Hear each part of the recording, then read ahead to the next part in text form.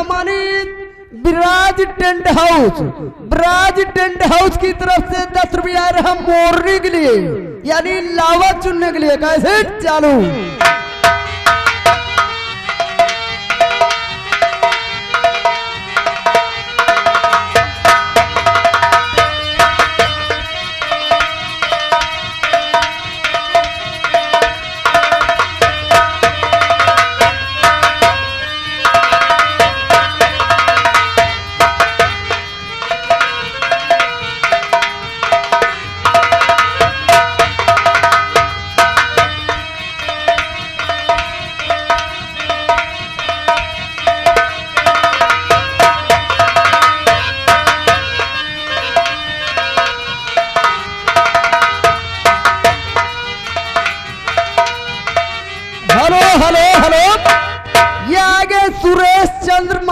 यानी नसीराबाद के रहने वाले बड़े भैया की तरफ से 20 रुपया रहा मोरनी के लिए, यानी लावा चुनने के लिए। कैसे चालू।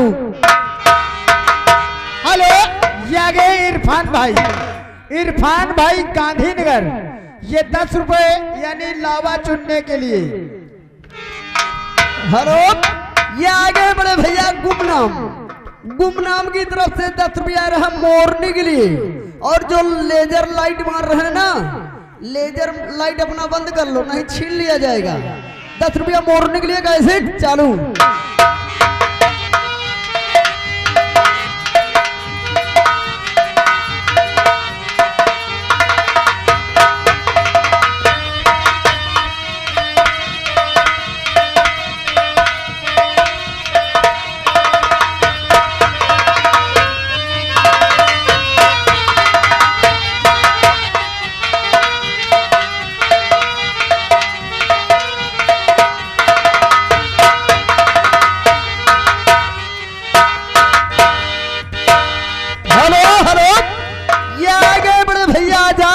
मोहम्मदपुर के रहने वाले बड़े भैया की तरफ से 10 रुपया रहा 20 रुपया रहा मोरनी के लिए, यानी लावा चुनने के लिए। कैसे चालू।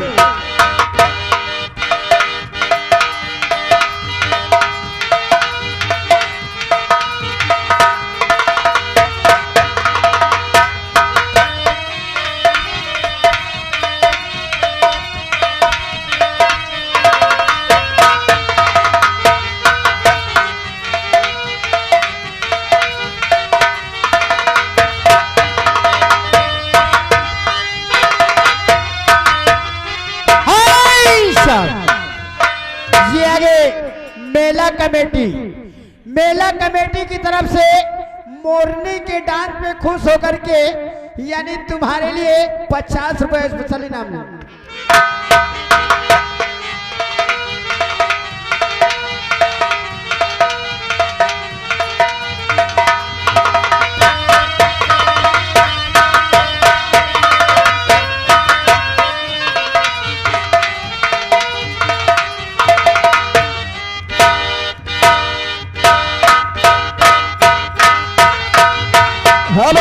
हेलो, ये आगे बड़े भैया बलकरण जो कि खरबा के रहने वाले बड़े भैया की तरफ से 100 रुपया रहा मेला कमेटी को चंदा, 10 रुपया रहा मोरनी के लिए, यानी लावा चुनने के लिए। कैसे चालू।